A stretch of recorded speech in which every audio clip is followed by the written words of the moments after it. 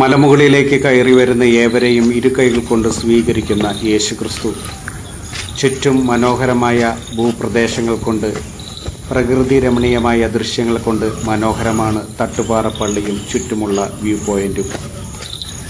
എറണാകുളം ജില്ലയിൽ തന്നെ ഏറ്റവും മനോഹരമായ ഒരു ഭൂപ്രദേശമാണ് തട്ടുപാറ പള്ളിയും തട്ടുപാറ വ്യൂ പോയിന്റും.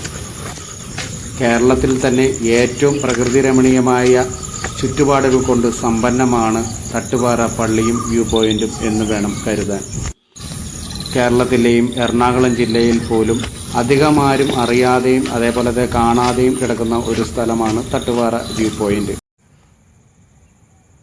ഹായ്, ഞാനിപ്പോൾ തട്ടുപാറ പള്ളിയിൽ ആണ്.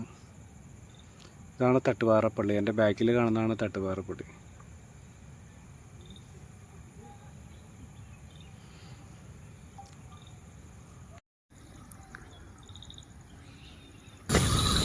ഈ പാറപ്പുറത്തുള്ള കുരിശുപള്ളിയിൽ പല മലയാള സിനിമകളുടെയും ചില ഭാഗങ്ങൾ ചിത്രീകരിക്കുകയുണ്ടായിട്ടുണ്ട്.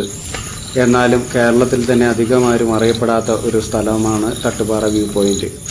തട്ടുപാറ വ്യൂ പോയിന്റിലേക്ക് വരാൻ ആഗ്രഹിക്കുന്നവർ ഗൂഗിളിൽ തട്ടുപാറ വ്യൂ പോയിന്റ് എന്ന് സെർച്ച് ചെയ്തതിനു ശേഷം വരാൻ ശ്രമിക്കുക.